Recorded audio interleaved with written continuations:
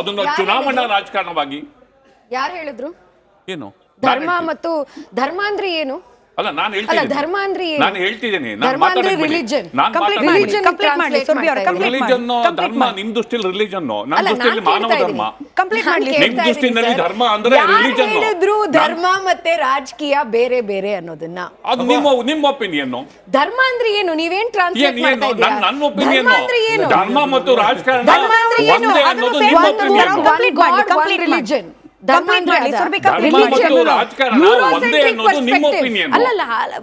ಧರ್ಮ ಎಲ್ಲಾದ್ರಲ್ಲೂ ಇರುತ್ತೆ ಸರ್. ಯಾವುದು ರಾಜಕಾರಣದಲ್ಲಿ ಧರ್ಮ ಇರಬೇಕೆ ಹೊರತು ಧರ್ಮದಲ್ಲಿ ರಾಜಕಾರಣ ಇರಬಾರ್ದು.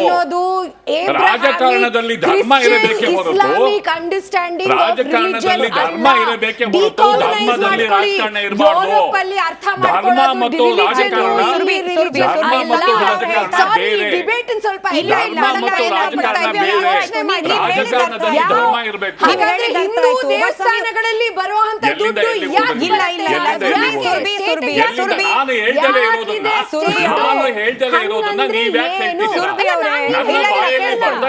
ಸಮೀವುಲ್ಲಾ ಸರ್, ಒಂದೇ ಸೆಕೆಂಡ್. ಸುರ್ಬಿ ಅವರೇ, ಸಮೀವುಲ್ಲಾ ಅವರು ಹೇಳಿದ್ದು ಹಿಂದೂ, ಮುಸಲ್ಮಾನ, ಕ್ರಿಶ್ಚಿಯನ್ ಅನ್ನೋ ರೀತಿಯಲ್ಲಿ ಚುನಾವಣೆಯನ್ನ ಮಾಡ್ಲಿಕ್ಕೆ ಯಾರೇ ಹೋದ್ರೂ ಕೂಡ ಅದು ತಪ್ಪು ಅನ್ನೋದನ್ನ, ಆ ಅರ್ಥದಲ್ಲಿ ಧರ್ಮ ಅಂತ ಹೇಳಿ ಅವ್ರು ಕಂಪ್ಲೀಟ್ ಮಾಡ್ಬಿಡ್ಲಿ. ನೀವು ಕೌಂಟರ್ ಮಾಡಿ,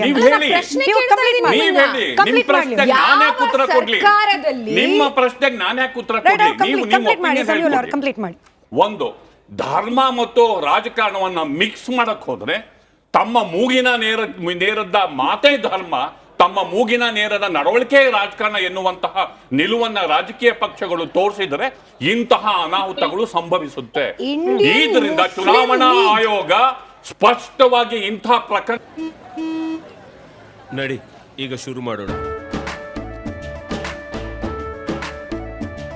ಕೇಸರಿಯಿಂದ ಮನೋಲ್ಲಾಸ ಮನಸ್ಸು ಮತ್ತೇರಿ ಕುಣಿದಾಡಿದೆ ನೋಡು, ಮನಸ್ಸು ಮತ್ತೇರಿ ಕುಣಿದಾಡಿದೆ ನೋಡು.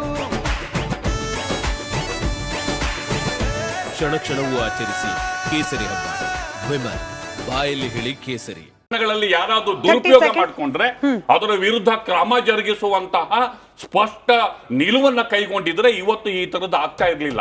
ರಾಜಕೀಯ ಮಾತಾಡಿದ್ರೆ ಒಂದು ಗುಂಪಿನ ಮನಸ್ಥಿತಿಗೆ ನೋವನ್ನುಂಟು ಮಾಡಿದ್ರೆ ನೋಟಿಸ್ ಇಶ್ಯೂ ಮಾಡ್ಲಿ, ಅವ್ರ ಮೇಲೆ ಕ್ರಮ ಜರುಗಿಸ್ಲಿ. ಚುನಾವಣಾ ಅಖಾಡದಲ್ಲಿ ಒಬ್ಬರಾಗ್ಲಿ ಮತ್ತೊಬ್ಬರಾಗ್ಲಿ ಜೈ ಶ್ರೀರಾಮ್ ಅಂತ ಅವ್ರು ಕೂತ್ಕೊಂಡು ಹೋಗ್ತಾರೆ, ಅವ್ರನ್ನ ಹೇಳ್ಬಿಟ್ಟು ನಿನ್ಸೋದು ಬೇಡ, ತಪ್ಪದು. ಹಾಗೇನೆ ಅಂತಹದ್ದೇ ಒಂದು ನಿಲುವು ಬೇರೆಯವ್ರ ಬಗ್ಗೆನೂ ಇರಬೇಕು, ಅಂಥದ್ದೇ ನಿಲುವು ಬೇರೆ ಸಮುದಾಯಗಳ ಬಗ್ಗೆನೂ ಇರಬೇಕು.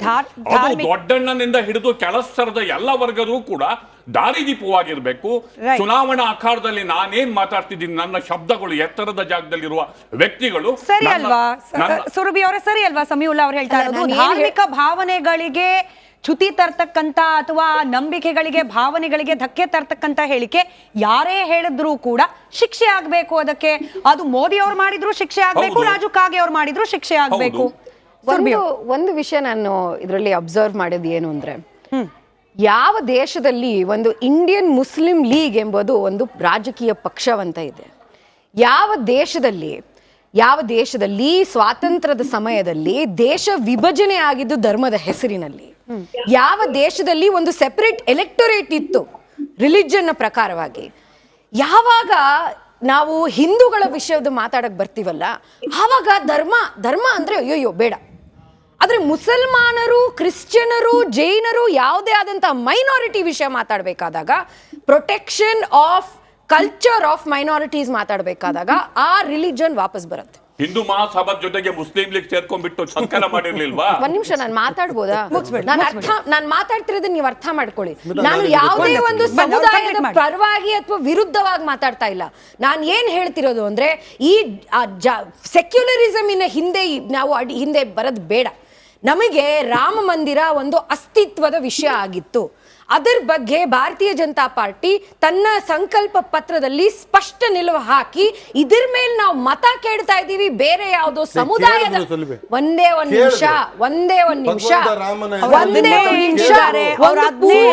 ದೇಶವನ್ನ ಧರ್ಮದ ಅಡಿಯಲ್ಲಿ ವಿಭಜನೆ ಮಾಡಿರುವಂತಹ ಸ್ಥಿತಿನಲ್ಲಿ ಒಂದು ಮಂದಿರ ಕಟ್ಟಬೇಕು ಎಂಬುದು ಒಂದು ಸೋಶಿಯೋ ಪೊಲಿಟಿಕಲ್ ಮೂವ್ಮೆಂಟ್ ಯಾಕಾಗಬಾರ್ದು?